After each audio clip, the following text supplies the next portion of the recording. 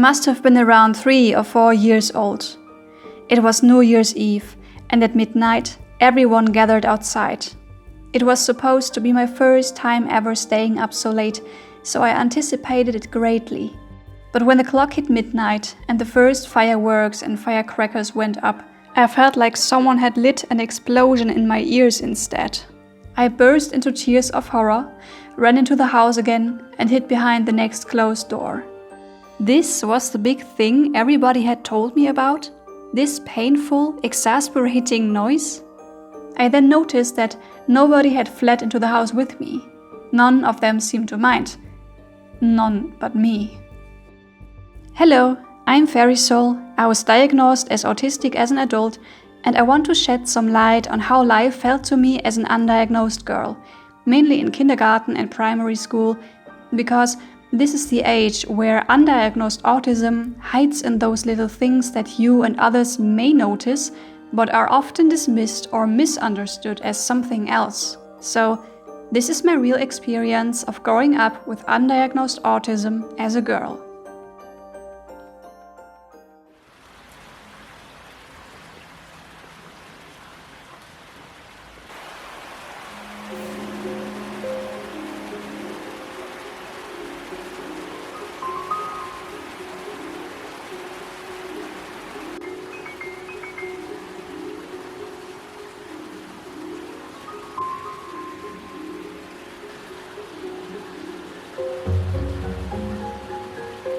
When I think of life, everything is so intense. Rain, the smell of flowers, the intensity of the green. I remember sitting on the garden swing as a child, enjoying the repetitive back and forth through the air, delving into all kinds of sensory feelings and experiences I had no words for. But as beautiful as feeling and perceiving intensely is, it doesn't stop at the pleasant things. Certain fabrics would cause me pain on my fingers. Being in a crowd of too many people made me nauseous. I was a picky eater and could sometimes not bear having food texture on my tongue. More than often I broke down crying, completely overwhelmed. The problem was, nobody understood what was the matter. The sun exhausts me so often, especially the summer sun. But summer rain, on the other side, is my personal summer sun because it doesn't exhaust me and the temperature is very, very nice and very comfortable for my body, and the sounds are very, very ASMR, like stimulating. I just love the way it feels. I just love it. We have so many plants this year. Tomato, another tomato, another tomato, and you guessed it, another zucchini. If you want to touch a hot oven, everybody will warn you because it's commonly known this will burn your fingers, but who expects you to cry because the texture of the towel feels unbearable? People are either confused or believe you are just making a childish fuss. But having my problems judged on the basis of false conclusions led to the result that I had to deal with sensory overload on my own constantly. With the result that I judged myself for being so weak and overly sensitive, always wondering why everyone seemed to float, while I knew I stumbled.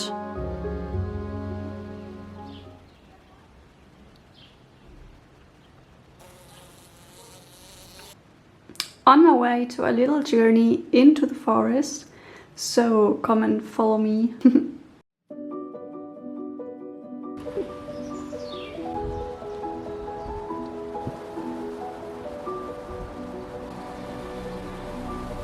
Whenever I encountered too many impressions, I was overwhelmed.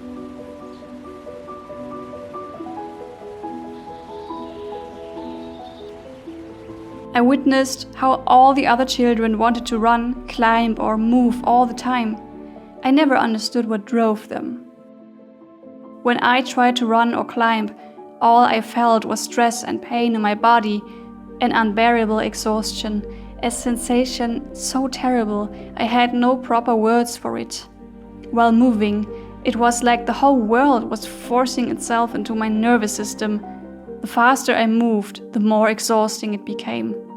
Without any way to explain what I felt, I had no choice but to avoid these activities altogether, thinking I hated them.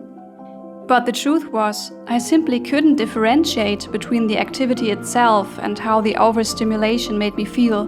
The explanation from my environment was, she's lazy. And my conclusion was, I suck at being a person.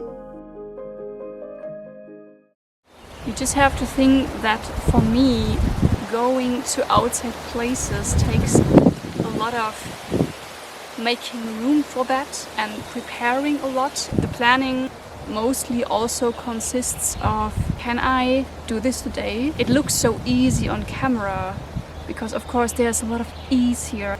But the thing is, just because it may look easy on camera doesn't mean I didn't have to plan ahead and prepare myself for potential meltdowns or overwhelms. As a child, I really had no choice.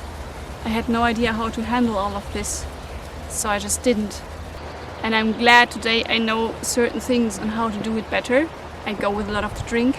I deliberately choose clothes that feel comfortable, and I'm very cautious about how much I can do. I'm aware of taking breaks whenever that would be. This is the reality behind all of these beautiful imagery that you see here. Wow, there's a beautiful butterfly, oh my god! Have you seen this? I hope I have this on camera, because this was just the most awesome thing, how the butterfly just flew next to me. Today I know my limits a lot better and have worked up ways to handle the overstimulation. It doesn't work on all days, and still, I spend lots of time at home. With accommodations though, I might have learned to enjoy running or climbing as a girl. Deep in my heart, I would have liked to feel the same joy as anyone else. Because not being able to participate made it even more difficult to connect with other children the way I was apparently supposed to.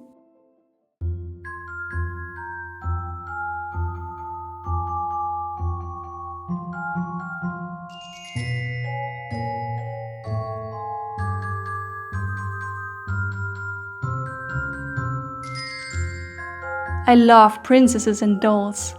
That was seen as pretty common for a girl back then. What wasn't common was that I actually preferred my dolls over other people, especially other children.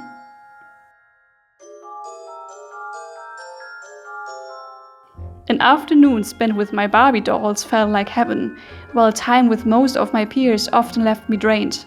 I barely had friends from kindergarten visit me at home, as I wasn't interested in socializing with other children too much beyond what was required of me.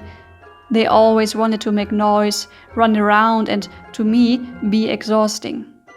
And as I had spent the first half of the day with those strange beings, at home, I couldn't be bothered.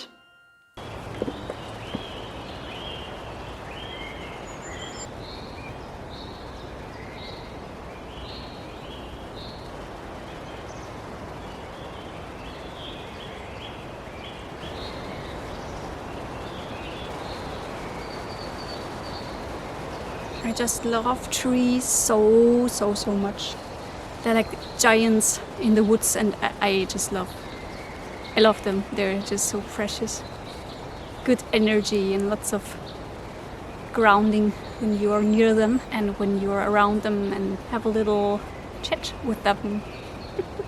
No, it's not crazy to talk with trees. You might be very surprised what kind of answers they give. So always talk to the trees.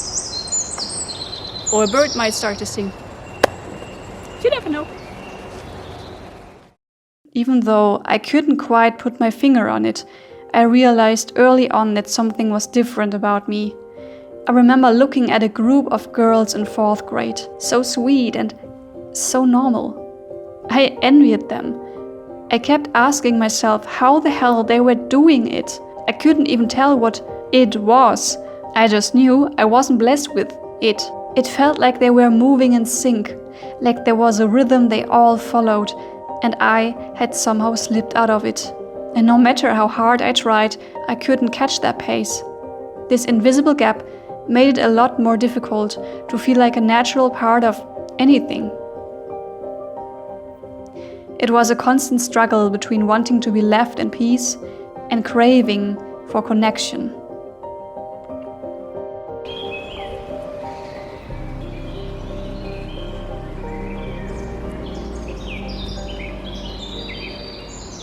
This is just literally my kind of sensory input. So when you like look around and there's like this, all of this moss and all of these leaves around you, and it's just like this lush green is literally hugging you. I feel so like the forest and the trees and everything, they're just like hugging me tight. I think my brain is more accustomed to a world that is this quiet. And I don't think that is weird, because humanity has literally lived for centuries with that type of silence and calm that was a lot more normal than what we have today. I want to show also the positive sides of being sensitive. In my case, I am autistic. Not everyone who's sensitive is autistic, but I want to show the positive sides of it too, the beautiful things I encounter, while I talk about all of the negative stuff that I have encountered because of not being recognized for who I am or diagnosed. It all goes hand in hand. Look at this. It's like a secret fairy meetup place in the middle of the woods. So sweet. When I felt safe in an environment, it was all different. Then I would be myself, cheerful, dancing, talking endlessly. But the older I got, my way to talk, behave and communicate got really bad reactions from others. I became silent and stiff and controlled and anxious. I hid it all until it was almost completely suppressed. And for years, it was like I didn't even really exist. My strong interest in fairies and my later found connection with nature helped me to slowly dug my true colors out, until I remembered I hadn't always been this timid, controlled person, but a happy explosion of weirdness.